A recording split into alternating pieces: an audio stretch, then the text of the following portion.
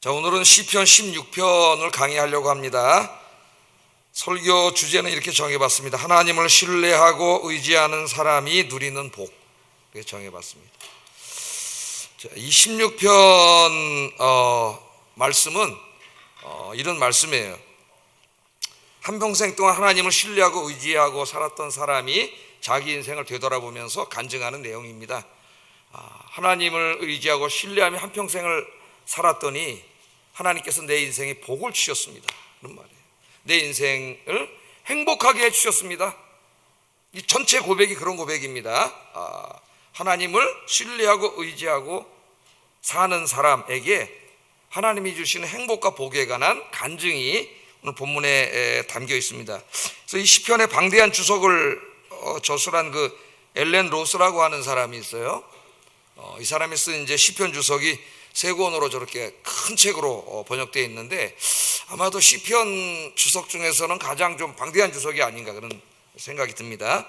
이분이 이제 시편 16편을 연구하고 이 시편 16편의 이제 그 결론과 주제를 이렇게 얘기했어요. 그래서 상당히 통찰력 있는 관찰이기 때문에 제가 한번 그대로 한번 읽어드리겠습니다. 하나님이 자신의 성도들을 보호하시고 돌보시는 일은 죽음에서 끝나는 것이 아니라 무덤 너머의 영원한 삶까지 계속된다. 하나님은 자기 백성을 구속하시고 그들을 평생 인도하시며 그들에게 필요한 것을 공급하시고 계속 그들을 보호하시다가 결국에는 그 모든 것이 무덤에서 끝나버리는 것은 아니다. 하나님은 그들을 부패하지 않는 것으로 일으키사 영원토록 그분의 임재 안에서 영광스러운 새로운 상태에 이르게 하신다. 그렇게 얘기를 했어요. 시편 16편을 이렇게 한 패러그래프로 이야기를 한 겁니다. 이게 무슨 말이에요? 하나님께서 여러분들을 구속하시고, 그죠? 그래서 여러분들은 매일 이제 하나님의 자녀가 된 여러분들을 지켜주시고 또 필요한 것들, 먹고 살 것들을 공급해 주시고 여러분의 인생길을 인도해 주시고 이 땅에서 그렇게 하나님 지켜주시고 인도해 주신다는 거예요. 그런데 그 하나님의 복이 거기서 끝나는 게 아니고 이 세상의 삶 너머까지 계속된다는 겁니다. 너머까지. 오늘 시편에 그런 말씀이 다 나와요. 이 땅에서만이 아니라 하나님께서 우리를 부활하게 하시고 영생을 주시고 그래서 하나님의 나라에서 영원히 살게 하실 때까지 하나님께서 하나님을 경외하는 자들에게 복을 주신다는 거예요.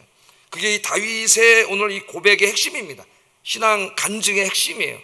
그러니까 하나님을 경외하며 살았던 내 인생이 주님 안에서 얼마나 복된가, 얼마나 행복한가 그렇게 간증을 하면서 여러분들도 나같이 사세요. 그런 얘기입니다. 오늘 16편의 이 주인공이 여러분들이 되기를 주의 이름으로 축복합니다. 그럼 한번 좀 자세히 살펴보도록 하겠습니다. 자, 이 시편 16편은 다윗의 기도로 시작이 됩니다. 1절 한번 읽어보겠습니다. 하나님이여 나를 지켜주소서 내가 주께 피하나이다. 어떻게 이제 1절만 읽으면 조금 본문의 문맥과는 다르게 읽을 수도 있어요. 하나님이여 나를 지켜주소서 내가 주께 피하나이다. 이런 비슷한 기도가 시편에 상당히 많이 나와요. 그런데 주로 어느 시편에서 나오냐 하면 고난 시편에서 많이 나옵니다. 하나님의 백성들이 이제 고난을 당할 때에 그 고난 가운데 자기 힘으로는 어떻게 할 수가 없으니까 하나님 앞에 호소하고 기도하는 거죠. 나를 지켜주시고 나의 피난처가 되어주세요. 그런 기도가 고난 시편에서 많이 나와요. 그런데 오늘 16편을 다 읽어보면 그런 내용이 전혀 없어요. 그러니까 오늘 이 16편은 고난 시편이 아닙니다. 그러니까 이 시인이 지금 어떤 특정한 고난이 닥쳐와 있고 그래서 그 고난 가운데 하나님의 도움을 청하는 간절한 호소 그런 기도가 아니에요. 오늘 이 16편의 1절의 기도는 여기에는 하나님에 대한 신뢰, 하나님에 대한 믿음이 나타난 신앙 고백적인 기도입니다. 그러니까 다윗은 오랜 신앙 생활을 해왔죠. 하나님과 오랜 신앙 생활을 해오면서 하나님을 체험한 것이 있어요. 이게 뭐냐면은 하나님께서 자신을 지켜주셨고 피난처가 되어주셨다는 것입니다. 우리 사무엘 상하를 읽으면서 그것들을 우리가 다 100번에 넘게 강해를 제가 했는데 이걸 다 우리가 공부하면서 하나님 다윗을 지켜주셨죠. 그 사울이 죽이려고 할 10년 이상을 쫓겨다닐 때에도 정말 잠자다가도 도망을 가야 되는 경우가 허다했는데 하나님 지켜주시고, 도망갈 것도 없었는데 하나님 피난처가 되어주셨어요. 평생 동안 다윗은 그것을 경험을 했습니다. 그러니까 경험을 하면서 그 다윗의 체험이, 하나님에 대한 체험이 다윗의 신앙이 된 거죠. 신앙 고백이 된 거예요. 그러니까 하나님을 아는 지식이 두 가지 있다 그랬죠. 하나님에 대해서 알 수 있고 하나님을 알 수 있는데, 하나님에 대해서 아는 것은 성경 공부를 통해서 하나님이 어떤 분인가를 아는, 하나님에 대한 지식을 아는 것이고, 하나님을 아는 것은 인격적인 알미라 그랬어요. 그 지식을 통해서 안 하나님을 자기의 삶 속에서 직접 매일매일 다윗처럼 경험하는 거죠. 체험하는 거예요. 하나님이 여러분을 지켜주십니다. 그렇게 성경 읽고 지켜주시는구나, 거기서 끝나는 사람이 아니라 진짜 하나님이 지켜주심을 늘 체험하고 사는 거죠. 정말 하나님이 지켜주시는구나, 그런 사람이 다윗이에요. 정말 하나님이 피할 데가 없었는데 피난처가 되어주시는구나, 그걸 다 경험을 했어요. 그래서 그게 다윗의 신앙 고백이 돼서 다윗은 눈을 뜨면은 하나님을 신뢰하고 의지하기 때문에 이렇게 기도하는 거예요. 하나님 믿고 오늘도 하나님께서 지켜주실 줄로 믿습니다. 나의 피난처가 되어주실 줄로 믿습니다. 아마 기도하는 사람은 지금 다윗의 기도를 이해를 할 겁니다. 저도 매일 새벽 기도하면서 비슷한 기도를 해요. 입을 열면은 저도 모르게 이게 습관이 됐더라고. 하나님 아버지, 오늘도 밝았습니다. 오늘도 내 삶을 지켜주시고, 이 교회를 지켜주시고, 우리 자녀들 지켜주시고, 우리 성도님들 지켜주시옵소서. 그 기도한 거는 특별히 내가 지금 어떤 굉장한 고난과 고통 가운데 있거나 우리 성도님들이 그래서 기도하는 게 아니라 하나님이 늘 지켜주시고 피난처가 되어주신다는 것을 믿고 신뢰하기 때문에 그 믿음을 고백하는 거죠, 하나님 앞에.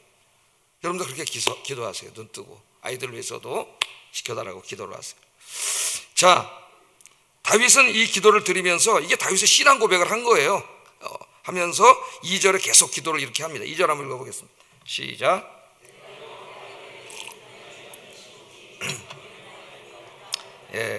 하나님이여 나를 지켜주소서. 오늘도 내가 주께 피합니다. 나의 피난처가 되어주십시오. 그러면서 하나님을 이제 뭐라고 불러요? 내가 여호와께 아뢰되 주는 나의 주님이십니다. 하나님을 뭐라고 불러요? 주님이라고 부르고 있어요. 그 다음에는 주님 밖에는 나의 복이 없습니다. 그러니까 이 고백 안에 두 가지 체험이 담겨져 있는 거죠. 두 가지 고백이. 첫째는 하나님은 나의 주님이십니다, 그 고백이에요. 그리고 또 하나는 주님 밖에는 나의 복이 없습니다. 이 두 가지 고백입니다. 자, 다윗은 하나님을 자기의 주님으로 부르고 있습니다. 주님, 우리 신약 시대에는 예수님도 주님이라고 부르고 하나님도 우리가 주님이라고 이렇게 기도할 때 부를 때가 있는데, 구약 시대에는 이제 주님 그러면 하나님이죠. 하나님을 주인이다 그렇게 부르고 있는 것은 하나님께서 자기 인생의 주관자이심을 고백하고 있는 거예요. 많은 사람들이 자기 인생의 주인이 자기라고 생각합니다. 자기 자신. 내가 내 인생의 주인이야. 특별히 우리 18세기 계몽주의 시대 이후에 인간이 인간의 이성을 하나님의 자리에 갖다 집어넣고 하나님을 끌어내렸어요. 하나님은 없다. 니체가 그랬죠. 신은 죽었다. 그러니까 그런 하나님 의지하지 말고 기도해봐야 하나님 응답해 주실 하나님도 없다는 거예요. 그런 하나님 없다는 거예요. 그러니까 이제부터 인간은 자기를 의지하고 살아야 돼. 인간은 만물의 영장이고 이성적인 존재이기 때문에 인간의 주인은 하나님이 아니라 인간이다. 그게 근대 사회의 하나님에 대한 도전장이에요. 하나님 필요 없습니다. 이제 교회 필요 없습니다. 성경 필요 없습니다. 그게 현대인들의 도전장이에요. 어리석은 자들은 자기 인생의 주인을 자기라고 생각해. 그 정신을 그대로 이어받아가지고 그럼 어떻게 살겠어요? 자기 인생의 모든 일에 있어서 자기 뜻대로 사는 거죠. 이게 내게 돈도 많이 벌게 해주고 이렇게 하니까 뭐가 좀 잘 될 것 같고 이게 유익이 될 것 같고, 그래서 다 자기가 결정하고 자기 뜻대로 살아가는 거예요. 그런데 그렇게 살면 어떻게 될 것 같아요, 여러분? 우리 인간의 자아에는, 타락한 인간에게는 그 자아 깊숙한 곳에 어둠의 권세가 역사하고 있어요. 그걸 알지 못하는 거예요. 그래서 내가 내 자아의 뜻대로 살아가면은 이 어둠의 권세가 내 자아를 컨트롤하고 있기 때문에 어디로 끌고 갈까요? 멸망의 길로 끌고 갈 수밖에 없어요. 멸망의 길로. 그러니까 어리석은 자예요. 어리석은 자. 다윗은 지금 누굽니까? 이 사람이 최고 권력자입니다. 왕이에요. 자기 말 한마디면 다 움직여요. 천하가 벌벌 떠는 그런 사람이에요. 그런데 다윗은 자기가 왕이지만 자기 마음대로 하지 않아요. 왜? 자기 주인이 누구예요? 하나님이세요. 자기 인생의 주인도 하나님이시고 자기 나라의 주인도 하나님, 이 백성의 주인도 자기가 아니라 하나님이세요. 그러니까 왕으로서 통치를 할 때나 개인으로 살아갈 때나 가정에 살아갈 때나 항상 다윗은 누구의 뜻을 구해요? 자기의 뜻이 아니라 하나님의 뜻을 구하고 하나님의 뜻에 순종하며 살아가는 거예요. 여기 나의 주님입니다. 그런 고백에 그런 의미가 있습니다. 그렇게 살았더니 그 결과가 어떠냐 하면은 너무 행복합니다. 너무 내 마음대로 살면 행복할 것 같은데 그렇지 않아요. 행복합니다. 그래서 2절 하반절에 보면 주 밖에는 나의 복이 없다 하였나이다. 좀 복잡하게 번역을 했습니다. 주 밖에는 나의 복이 없다이다. 이 말은 하나님을 떠나서는 나에게는 행복이 있을 수 없습니다. 명심하세요, 여러분. 하나님 떠나서는 나에게는 행복이 있을 수 없습니다. 그런 말이고, 조금 더 의역하면은 하나님만이 나의 행복을 위한 모든 것을 공급해 주실 수 있습니다. 누구만이요? 하나님만이 내 인생을 복되게 하고 행복하게 해줄 수 있다는 고백입니다. 그걸 어떻게 알았어요? 하나님을 주님으로 모시고 하나님을 신뢰하고 의지하고 살았더니 그렇게 인생이 복되게 됐다는 거예요. 행복하게 했다는, 누가 그렇게 하셨어요? 하나님께서 그렇게 해주셨다는 거예요. 그래서 이제 우리 그 공동번역에 보면 가톨릭까지 개신교 일부 개신교도들이 이제 함께 번역한 성경인데 이렇게 번역을 했어요. 당신은 나의 주님, 당신만이 나의 행복입니다.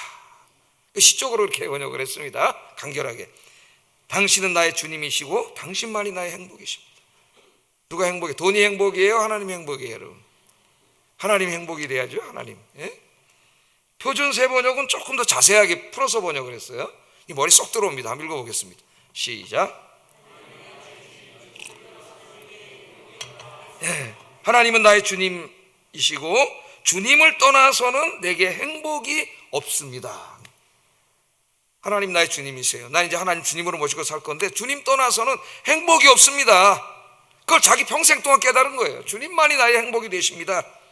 이 말씀을 여러분 꼭 기억하시고 잊지 마시기를 주의 이름으로 축복합니다. 내 인생을 복되게 하고 내 인생을 행복하게 하게 해주시는 분은 누구예요? 하나님이에요. 하나님 떠나서는 절대 그런 복을 누릴 수가 없어요. 그 다음에 3절에 뭐라 그래요?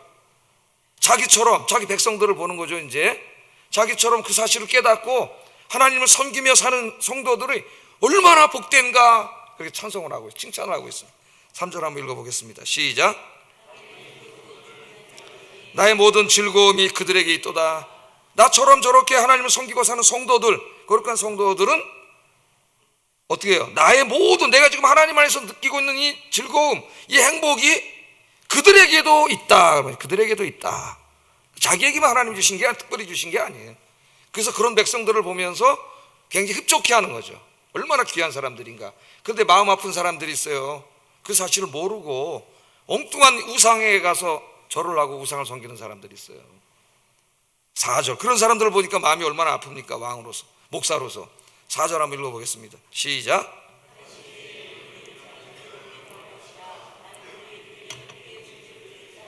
내 입술로는 그 이름도 부르지 아니하리로다. 그런데 다른 신들에게 예물을 드리는 자는 그 하나님을 주님으로 삼고 하나님을 신뢰하고 의지하고 살지 않고 다른 우상들, 다른 신들을 섬기고 예물을 드리는 자들이 있다는 거예요. 근데 그 다른 신들이 현대에는 그게 돈이, 물질이 되고 권력이 되고 세상 즐거움이 되고 다 그렇게 된다 그랬죠. 하나님 아닌 다른 것들, 그걸 의지하는 게 다 우상이에요. 그렇게 하면 행복할 것 같은데 거기는 복이 오는 게 아니라 뭐가 와요? 괴로움이 더할 것이라. 괴로움이. 그러니까 왕으로서 안타까움. 저렇게 살면은 하나님 떠나서 저렇게 세상으로 가면은 뭐가 와요?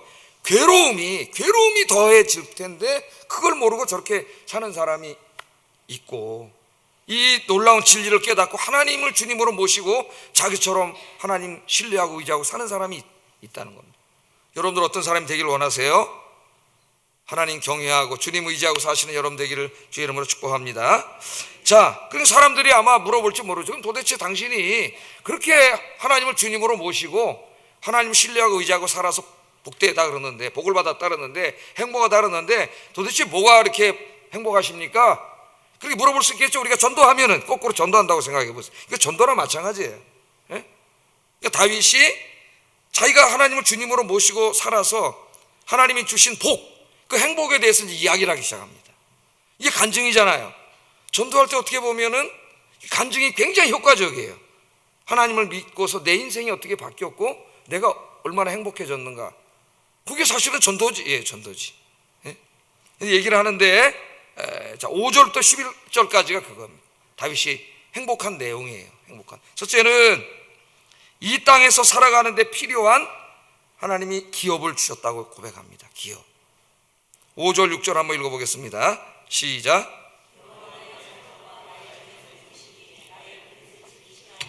내가 줄로 재어준 구역은 아름다운 곳에 있으며 나의 기업이 실로 아름답도다. 그러니까 5절 6절을 읽으면 뭐가 생각나요? 어디를 배경으로 한 말씀입니까? 가나안 땅을 하나님이 제일 처음에 주신 다음에 그 땅을 이제 12지파에게 골고루 나눠주시면서 그 구획을 딱 줄을 그어주셨잖아요, 하나님이. 그래서 땅을 나눠주는 그 장면을 이미지로 가지고 온 거예요. 그 장면을 이미지로 가지고 왔는데 뭐라 그러냐면은 다윗이 여호와가 나의 산업과 나의 잔의 소득이시라고 이야기를 합니다. 그 땅 얘기하는 게 아니에요. 지금 여호와가 나의 산업과 나의 잔의 소득입니다. 그렇게 말합니다. 이 약속은 땅을 나눠주실 때 원래 레위 지파 사람들에게 주신 약속이에요. 여러분 잘 알고 있는 것처럼 레위 지파에게는 땅을 주시지 않았습니다. 따로. 물론 11지파에게 이제 금을 거서 다 땅을 나눠준 다음에 그 11지파 사람들에게서 성을 몇 성씩 받아가지고 48개 성읍을 마련해서 레위인들도 살아야 되잖아요. 집이 있고 가족이 있으니까 48개 성읍을 일단 나눠주고 그 사람들이 하나님께 바치게 한 다음에 그걸 다시 나눠주셨어요, 하나님이. 그건 이제 성경에 나와서 여러분 잘 아실 거예요. 그러나 그들에게 생업의 터전으로 이 땅에서 가축 키우고 농사 짓는 일을 하도록 하지 않으셨어요. 그럼 뭐 먹고 살아요? 레위인도 결혼해서 아이들이 있고 다 제사장도 아이들이 있고 가정이 있는데, 그랬더니 하나님이 뭐라 그러냐면은 이 말씀을 주신 거예요. 너희에겐 땅과 가축과 이런 걸 주지 않지만, 따로 세상에서 먹고 살 직업을 주지 않지만 내가 너의 산업과 너의 잔의 소득이 되겠다. 이건 무슨 말이죠? 하나님이 기업이에요. 그러니까 하나님이 기업. 여러분의 기업은 여러분의 직장인데 하나님이 직장이 되어주시겠다. 하나님이 생업의 터전이 되어주시겠다. 하나님이 레위인들에게 그렇게 말합니다. 이 말은 레위인들이 땅을 받고 농사를 짓는 일을 하지 않고 성전에서 하나님을 섬기는 일에만 전념하라는 말씀이. 그러면 하나님이 11지파에게 생기의 터전을 준 것처럼 내가 너희에게 생기의 터전이 되어주겠다 그 말이에요. 자, 이 약속을 주신다면 우리가 성경을 계속 읽어보면은 하나님이 어떻게 해서 주셨어요? 약속하셨으니까 하늘에서 막 그냥 계속해서 막 돈 따발도 갖다가 레위인들한테 주고, 저 목사 직업이 없으니까 막 하나님 여기다가 내 통장에 눈을 떠봤더니 갑자기 막 50억이 들어와 있고, 그렇게 주시지 않으셨죠? 어떻게 주셨어요? 나머지 11지파가 삶의 현장에 나가서 열심히 일을 해가지고 그 수익 중에 10분의 1, 11조를 하나님께 드리고 첫 열매를 드리고 감사 열매를 드리고 이렇게 함으로써 그 돈을 먼저 하나님께 드리도록 했어요. 무슨 위원회를 만들어가지고 그걸로 뭐 해서 받아가지고 뭐 레위인들에게 주라 그러지 않았습니다. 그렇게 하면 사람들이 어떻게 생각할까? 저 사람도 내가 먹여 살린 사람이야.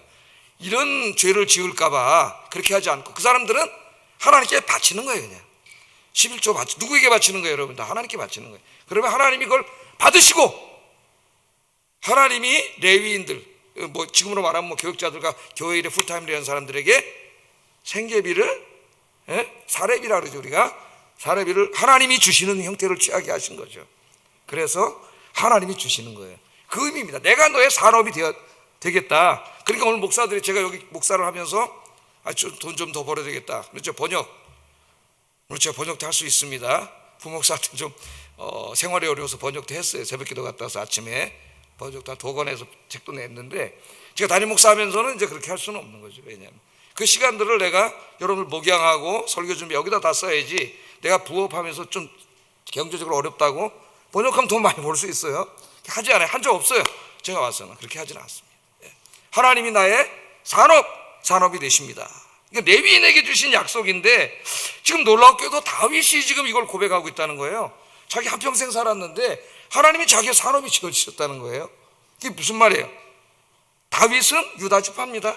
유다지파예요. 자, 우리는 여기서 뭘 할 수 있냐면은 하나님은 나의 산업과 분깃이 되어주셨습니다는 말은 상징적인 말이고 비유적인 말이라는 것을 알 수가 있는 거죠. 이건 레위인에게 주신 약속이니까. 다윗은 왕이 좀 자기 정치 직업이 있었잖아요. 그러니까 이거 어떤 의미일까요? 상징적으로 레위인들이 하나님을 절대적으로 신뢰하는 믿음을 가지고 다른 일 일절하지 않고 하나님의 일에만 집중했을 때 하나님이 그들의 삶을 채워주신 것처럼, 내가 정말 레위인은 아니지만 하나님께서 맡겨주신 내 인생 정말 하나님 의지하며 살았더니 하나님이 똑같이 내 인생을 지켜주시고 채워주셨습니다. 그 고백입니다. 이 고백이 그렇게 된다면 레위인에게 하신 약속이 여러분에게 약속이 되는 거죠. 하나님이 여러분의 산업이 되어주시고 소득의 분깃이 되어주기를 주의 이름으로 축복합니다.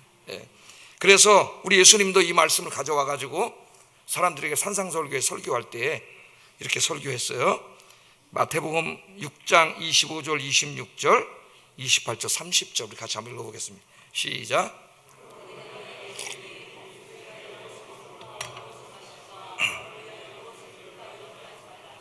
목숨이 음식보다 중요하지 아니하며 몸이 의복보다 중요하지 아니하냐.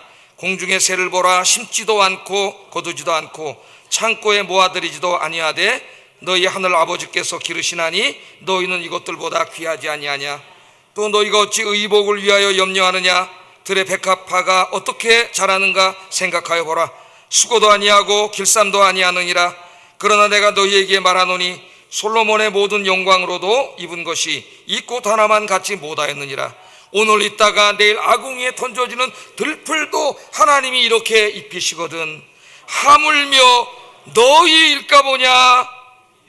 믿음이 적은 자들아. 뒤에 책망을 하셨어요. 하나님이 아버지가 되어주셔서 우리가 하나님을 경외하고 정말 다윗처럼 하나님을 주님으로 모시고 하나님 신뢰하고 의지하고 살면 하나님이 이렇게 복을 주신다는 거예요. 근데 안 믿어요. 사람들 믿음이 없어. 예수님 설교하시잖아요. 야, 저 새 좀 봐라. 저 새가 농사 짓고 일하는 거 맞냐. 하나님이 다 새 먹여주시고 저 꽃 좀 봐라. 저 백합화 좀 봐라. 얼마나 이쁘냐. 솔로몬의 궁궐은 비교도 안 될 정도로 이쁜데 저 백합꽃 어떻게 하나님이 다 저렇게 입혀주신 거 아니에요. 이 미물도 하나님이 이렇게 관심을 갖고 돌봐주시는데 하나님의 자식들인 너희들을 안 돌봐줄까 봐 이렇게 걱정하느냐. 이 믿음이 작은 자들아. 예수님 이렇게 안타깝게 생각하시는데 여러분 믿음이 작은 자들이 아니라 믿음이 큰 자들이 되길 바랍니다. 이 다윗은 이 고백을 하면서 6절에 내게 줄로 재어준 구역은 아름다운 곳에 있으며 나의 기업의 실로 아름답습니다. 이거 무슨 표현이에요? 이 고백 속에는 다윗이 하나님이 주신 모든 것들을 감사함으로 수용하는 자세가 나옵니다. 여러분 인생에 대해서 감사하세요? 여러분 오늘 하시는 일이나 직장이나 처해있는 형편이나 감사하십니까? 때로는 내 마음에 안 들면 불평불만이 튀어나오는데 오늘 다윗은 뭐라 그러냐면 하나님이 내게 줄로 그어준 이 구역, 하나님이 나에게 주신 이 인생 너무 아름답습니다. 너무 감사합니다. 겸손하게 하나님 주신 것들을 받아들이는 거예요. 이 수용적인 태도가 우리에게 굉장히 중요합니다. 여러분 지금 당장 힘들고 어렵더라도 우리 하나님의 자녀들의 인생에는 다 하나님의 뜻이 있어요. 선하신 뜻이. 감사함으로 불평불망하지 말고 하나님 주신 것들 감사하며 받아들일 수 있는 여러분 되기를 주의 이름으로 축복합니다. 자, 이게 첫 번째, 이 육을 입고 살아가는 데 필요한 이 모든 것들을 하나님이 다 지켜주시고 공급해 주셨습니다. 그렇게 이야기하고 있습니다. 자, 두 번째 하나님이 주신 복은 뭐냐? 인생에 필요한 지혜를 주셨다는 거예요. 하나님 믿고 살았더니 왜 이렇게 행복한가? 첫째는 이 육신의 문제를 하나님이 다 해결해 주셨고, 두 번째는 살다 보니까 이런저런 문제가 너무 많고 인간의 지혜로 이걸 어떻게 해결할 수가 없는가 하는 이런 것들이 너무나 많은데 하나님이 지혜를 주셨다고 고백을 합니다. 7절 한번 읽어보겠습니다. 시작. 나를 교훈하도다. 그렇게 말합니다. 자, 이 두 번째 고백은 뭐예요? 하나님께서 인생의 매 순간순간마다 나에게 훈계해 주셨다는 거예요. 훈계. 여러분 가슴에 와닿습니까? 여러분 인생의 매 순간순간마다 이런저런 일을 결정해야 될 때마다 내 가정의 어떤 경제적인 문제나 자녀의 문제나 부부의 문제나 모든 얽히고 설키고 복잡한 너무나 많은 문제들에 대해서 내가 지혜가 부족한데 그럴 때 하나님 여러분 훈계해 주시는 걸 체험하셨습니까? 훈계. 여기 훈계한다는 말은 야츠라는 히브리 말인데 이 말은 조언한다는 말이에요. 조언. 그 놀라운 말이죠. 이 고백이 하나님께서 인생의 매 순간순간마다 나에게 조언해 주셨습니다. 여러분, 조언자가 있는 건 굉장히 행복한 건데 그 조언하시는 분이 누구야? 하나님이세요. 이 우주 만물을 창조하신 그 권능과 지혜가 무궁하신 하나님이세요. 그 하나님 자기가 조언을 해주셨다 그래요. 조언을. 자, 그런 사람은 얼마나 행복할까요, 여러분? 네? 그런 사람은 얼마나 행복할까요? 어떻게 조언을 해주셨습니까? 밤마다 자기의 양심에 교훈해 주셨다. 밤마다 자신의 양심에 교훈해 주셨다. 이 말은 무슨 뜻입니까? 예? 자기가 기도할 때마다 하나님께서 자기의 마음에 지혜로운 조언을 해주셨다는 말이에요. 밤에 다 기도하잖아요. 우리가 인생의 문제를 놓고 힘들고 어려운 문제, 복잡한 문제, 막 마음을 번민하게 하는 문제 다 놓고 밤에 기도하세요, 안 하세요? 새벽에 기도하고 자기 전에도 기도하고 틈틈이 기도를 하시는데, 그렇게 기도할 때에 하나님이 찾아오셔서 그 마음에 막 번민하는 마음에 어찌할 바를 모르는 마음에 하나님이 지혜를 주셨다는 거예요. 조언을 해주셨다. 그래서 이 새 번역은 이렇게 번역하고 있습니다. 한번 읽어보겠습니다. 시작. 내가 주님을 찬양합니다. 좀 더 머리에 쏙 들어오죠? 주님께서 날마다 좋은 생각, 좋은 생각. 이게 막 이제 사업하고 그런 사람들은 굿 아이디어죠. 깜짝 놀란 아이디어가 갑자기 확 떠오르거나 또 도덕적으로 선한 것일 수도 있어요.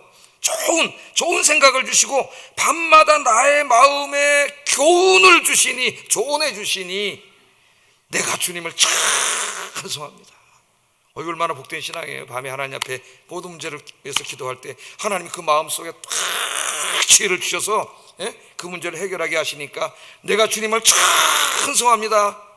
그런 고백이에요. 이 공동번역은 이렇게 번역했습니다. 한번 읽어보겠습니다. 좋은 생각 주시는 야훼님 찬미하오니 밤에도 좋은 생각 반짝입니다. 이건 또 이 반짝입니다가 더 우리에게 확 다가옵니다. 좋은 생각, 굿 아이디어, 지혜 이런 거죠. 주시는 하나님을 찬송합니다. 밤에 가만히 있는데 주셨을까요? 밤은 다윗의 기도하는 시간이고 경건한 사람들이 기도하는 시간입니다. 그 시간에 기도했더니 좋은 생각이 막 반짝반짝 떠올랐다는 거예요.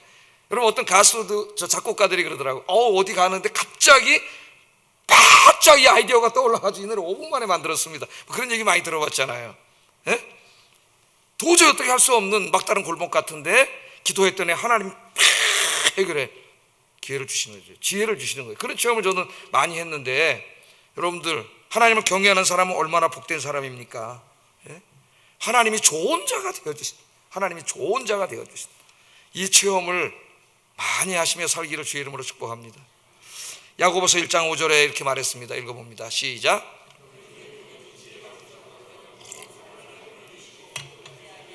하나님께 구하라 그리하면 주시리라. 아멘. 인생이 꽉 막혀 있습니까? 어떻게 될지 모르겠습니까?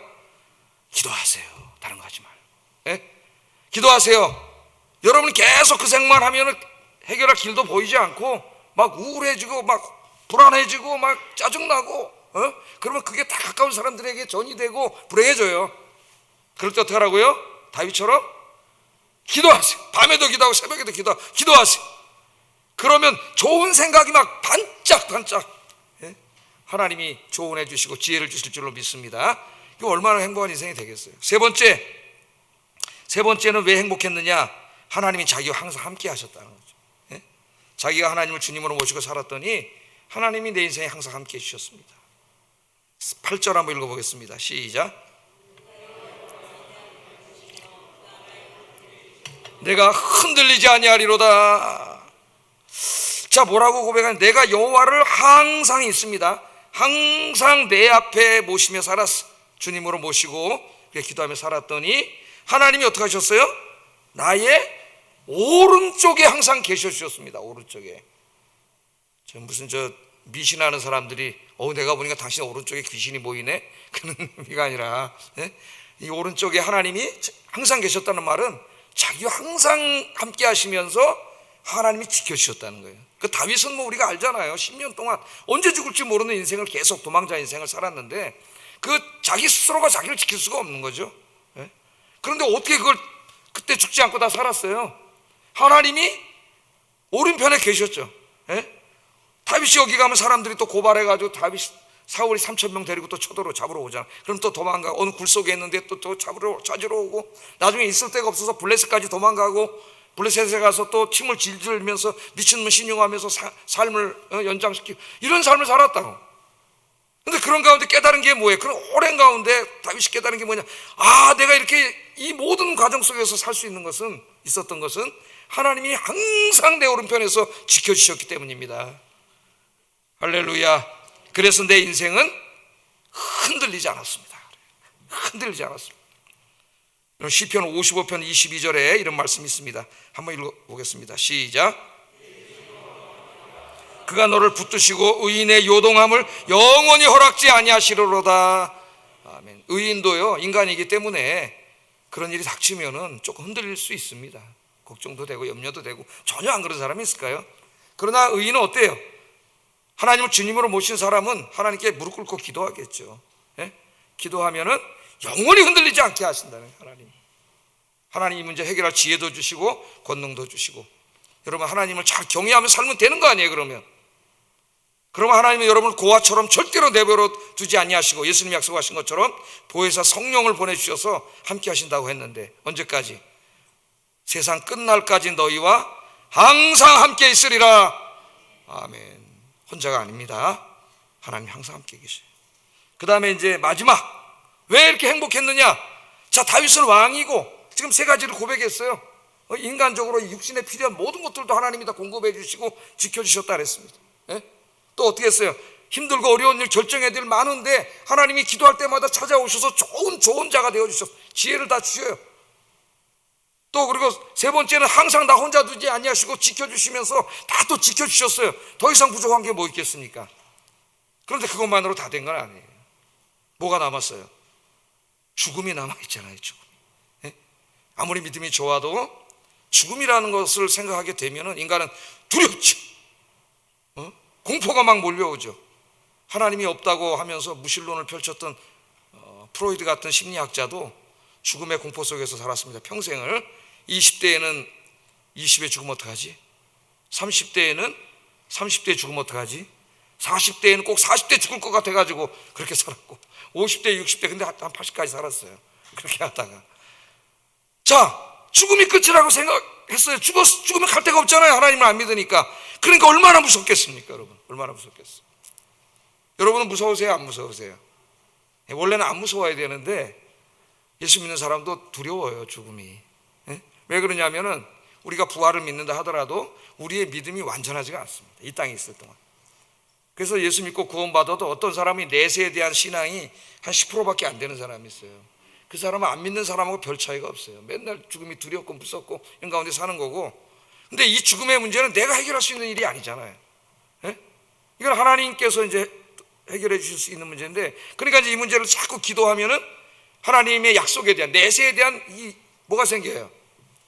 믿음이 10%밖에 안 됐는데 그게 한 20% 되고 30% 되고 기도를 하셔야 돼요. 그래서 자꾸 기도하면은 완전한 믿음은 없다고 봅니다. 제가 볼 때는 이 땅에 살아가는 동안. 그러나 그렇게 해서 80% 막 90%가 되면은 그 죽음에 대한 두려움과 공포가 거의 내 삶 속에서 없어지고 그 믿음과 확신으로 가득 차게 되는 거예요. 할렐루야. 다윗도 두려웠어요. 그러니까 기도했겠죠. 왕인데 이 부귀영화가 다 있는데 죽음 생각하면 두려웠다고. 그래서 하나님께 기도한 거예요. 그랬더니 오늘 하나님 뭐라 그러시느냐? 9절 11절 하나님이 어떻게 주셨는지 읽어보겠습니다. 시작.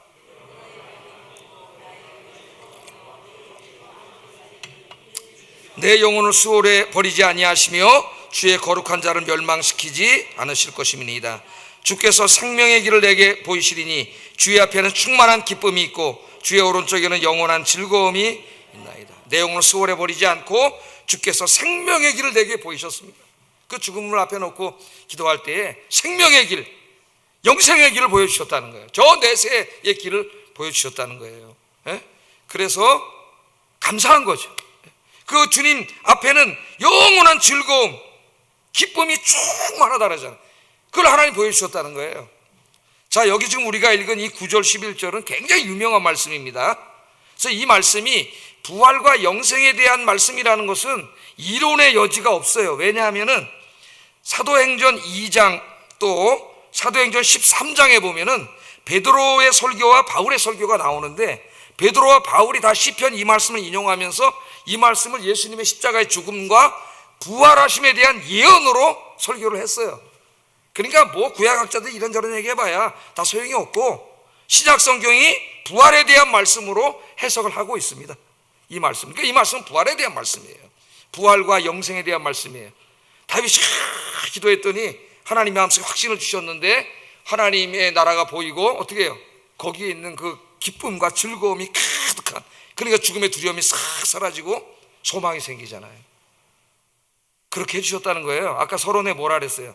이 땅에서 구속해 주시고 지켜주시고 돌봐주시고 인도해 주실 뿐만 아니라 내세까지 지켜주신다. 그게 16편의 주자라고 제가 말씀드렸잖아요.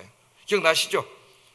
여러분, 이 영육간의 복이 하나님이 약속하신 복입니다. 그래서 다른 것 의지하지 말고 하나님을 주님으로 모시고 하나님을 신뢰하고 의지하고 살아서 이 복된 인생이 되시기를 주의 이름으로 축복합니다. 그래서 여러분, 마지막 죽기 전에 자식들을 모아놓고 내가 평생 하나님을 주님으로 모시고 하나님만 의지하고 신뢰하고 살았다. 내 인생은 얼마나 복된가? 나는 너무나 행복했다. 주님 안에서 너희들도 하나님 잘 믿고 살다가 천국에서 만나자. 그렇게 되기를 주의 이름으로 축복합니다. 기도하겠습니다. 두 가지 기도합니다. 하나님을 나의 인생의 주님으로 모시고 하나님을 신뢰하고 의지하며 살게 하소서.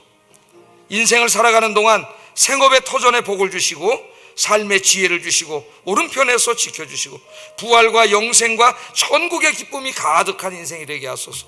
기도하겠습니다. 사랑하신 아버지 하나님, 감사합니다. 오늘 다윗의 이 신앙 간증을 통하여 하나님을 주님으로 모시고 하나님만 신뢰하며 의지하며 기도하며 산 사람의 인생이 얼마나 복된가, 얼마나 행복한가, 하나님이 그 인생에 얼마나 큰 복을 주시는가, 다윗의 인생을 통해 간증을 통해 깨닫게 해주신 거 감사합니다. 이제 다윗처럼 하나님만을 나의 주님으로 모시고 하나님만을 신뢰하고 의지하며 살아서 하나님이 주시는 이 영육간의 복을 다 받아 누리는 삶이 되게 하시고, 주님 안에서 나는 너무 행복합니다, 그렇게 고백하는 저희들이 되게 하여 주시옵소서. 예수님 이름으로 기도드립니다.